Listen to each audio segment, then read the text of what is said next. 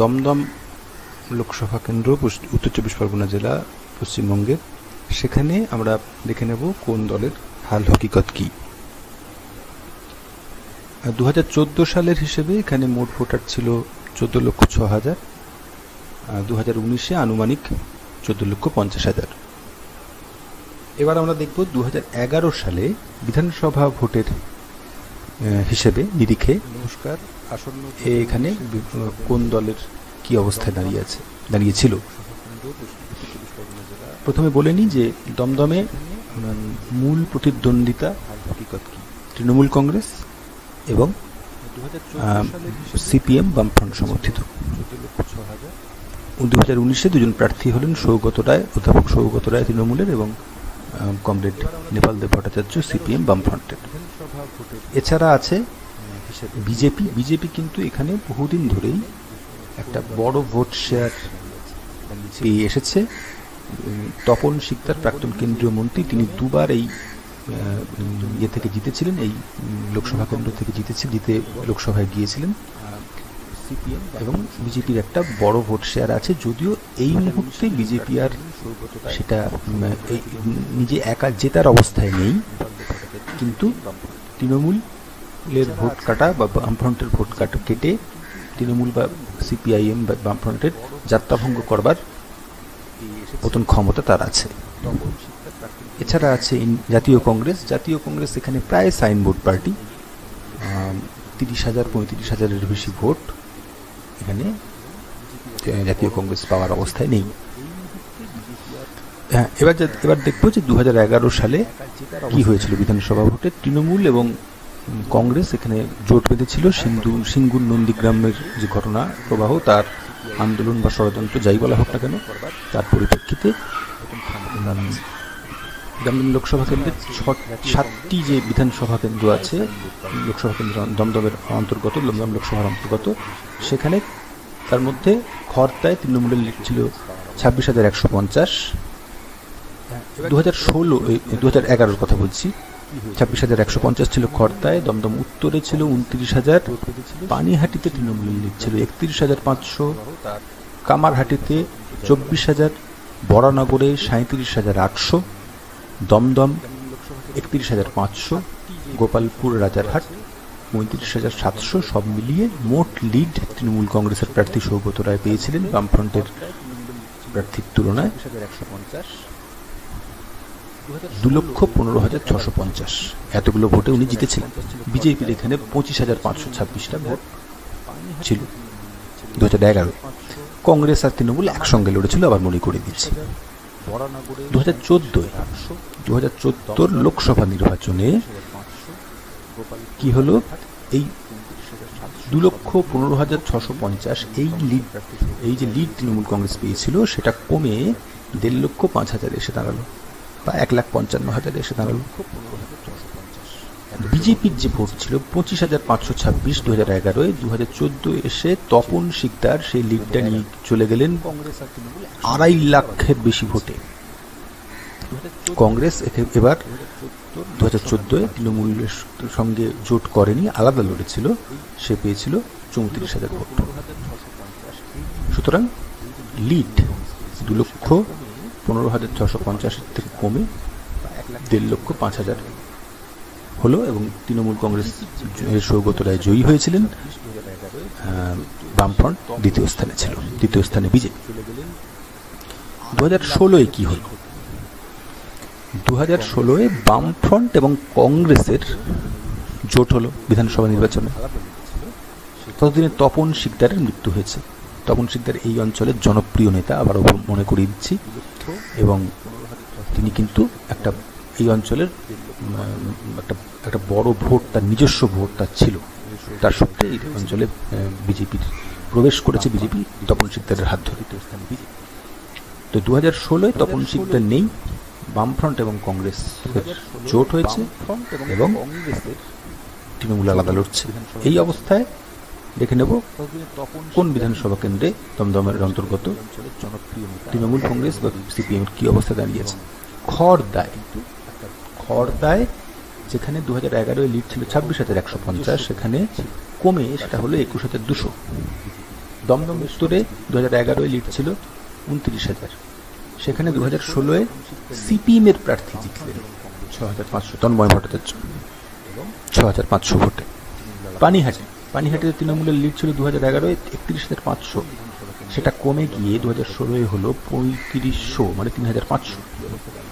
কামারহাটি তৃণমূলের লিড ছিল 24,000, সেটা 2016 এসে সেটা সিপিএম জিতল সেই আসন, এবং সে 4,200 ভোটে মানস চক্রবর্তী। বরানগর 37,800 লিড ছিল তৃণমূলের, সেটা কমে 2016 হলো 16,000। দমদম 31,500 লিড ছিল তৃণমূলের, সেটা 2016 হলো 9,300। গোপালপুর রাজারহাট 35,700 ভোটের লিড ছিল তৃণমূলের 2011, সেটা এসে দাঁড়ালো 2016 6,900। অর্থাৎ মোট লিড তৃণমূলের লিড ছিল 2,15,650 2011 সালে।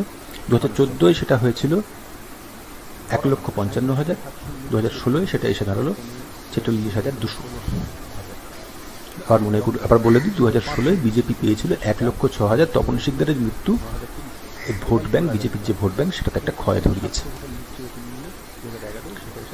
এবার 2019 কি হতে চলেছে?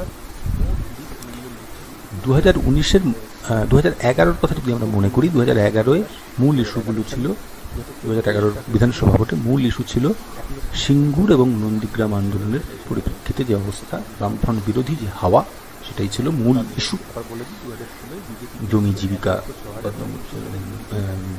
রক্ষা ইত্যাদি, এবং সেখানে একটা জোট তৈরি হয়েছিল, তৃণমূল কংগ্রেস বিজেপি তাকে সাপোর্ট করেছিল সেই আন্দোলনকে, এবং তাতে নকশালপন্থীরা, মাওবাদীরা, এসইউসিআই, এরা সবাই একজোট হয়েছিল 2011 ভোটে।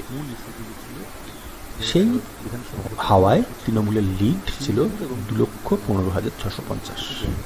2014 সেই হাওয়া কমেছে, বামফ্রন্ট তার হারানো যে জমি সেটা অল্প অল্প পুনরুদ্ধার করেছে, এবং বিজেপির হাওয়া বেড়েছে, মোদি হাওয়া। 2014 সারা দেশে মোদি হাওয়া, আচ্ছা দিনের প্রতিশ্রুতি দিয়ে মোদি ক্ষমতায় এসেছিলেন, আমরা সবাই জানি, এবং নরেন্দ্র মোদি, সেই হাওয়ায় বিজেপির ভোট বেড়ে দাঁড়িয়েছিল 2.5 লক্ষ, এবং তৃণমূলের লিড কমে গিয়েছিল 1,05,000। যদিও সিপিএম এর ভোটের শতাংশ কিন্তু বেড়েছিল, 2011 থেকে 6% বেড়েছিল 2014।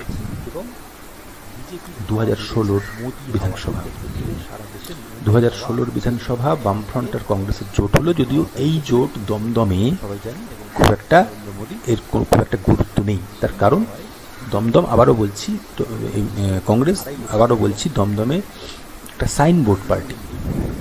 এই 30,000 থেকে, মানে 20 থেকে 35,000, এই হলো তার ভোট পাওয়া। এর বেশি ভোট সে কংগ্রেস পাওয়ার যোগ্যতা, পাওয়ার অবস্থা কোনোটাই নেই, অর্গানাইজেশনও নেই, পার্টি অফিসই খুঁজে পাওয়া যাবে না। তো সেই অবস্থায় 2016 বিজেপি আবার আলাদা ছিল, তৃণমূল কংগ্রেস, বিজেপি এবং সিপিএম, এই ত্রিমুখী লড়াই যদি ধরি, তৃণমূল কংগ্রেসের লিড কিন্তু কমে 46,200 নেমে এলো, এবং বামফ্রন্ট কিন্তু তার হারানো যে জমি সেটা অনেকটাই পুনরুদ্ধার করলো। 7টা বিধানসভা কেন্দ্রের মধ্যে 2টোতে তারা জিতলো, সেটা হচ্ছে কামারহাটি এবং দমদম উত্তর। এই দুটো বিধানসভায় তারা তাদের হারানো আসন তারা ফিরে পেল 2016।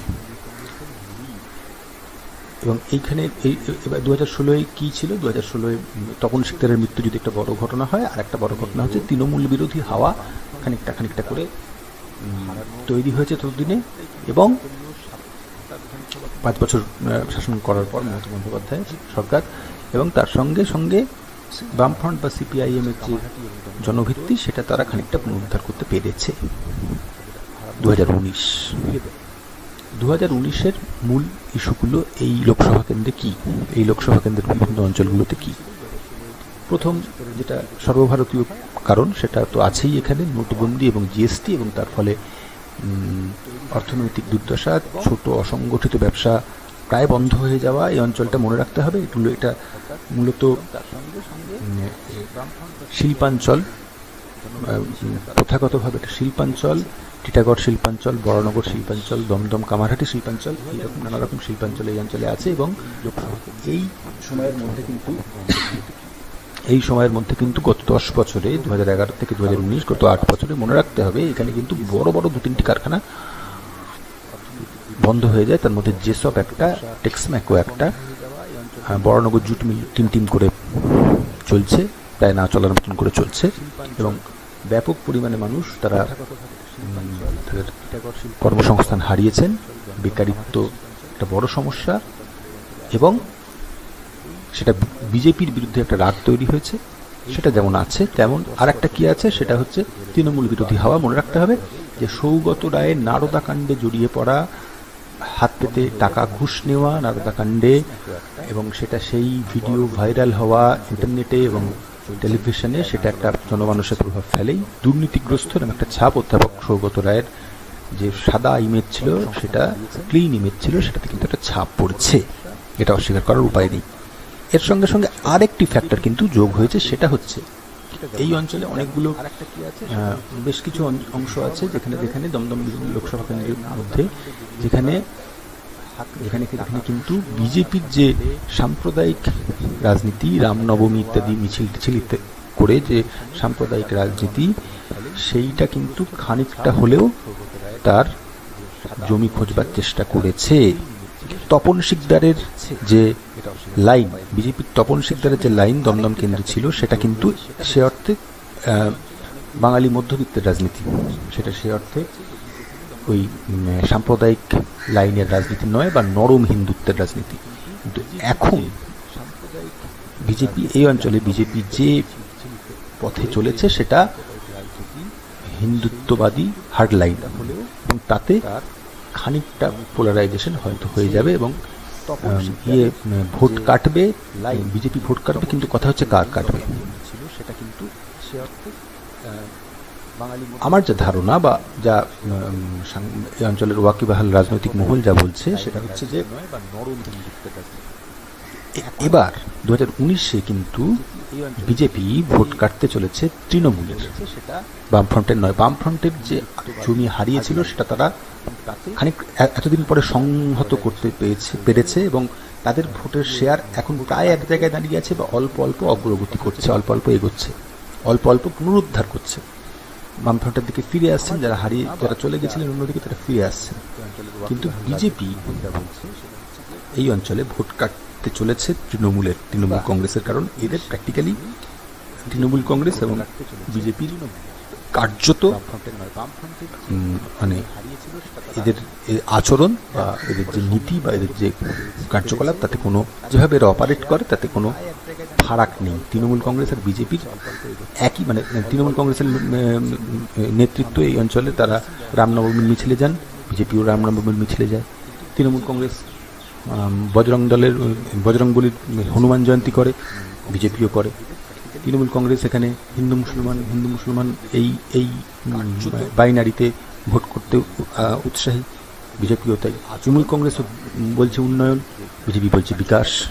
তৃণমূল কংগ্রেস প্রতিশ্রুতি দিচ্ছে, যে প্রতিশ্রুতি কোনোদিনই রাখা যাবে না, হয়তো রাখা যাবে না, কিন্তু বিজেপিও বলছে সে একই প্রতিশ্রুতি দিচ্ছে যেটা কোনোদিনও রাখা যাবে না।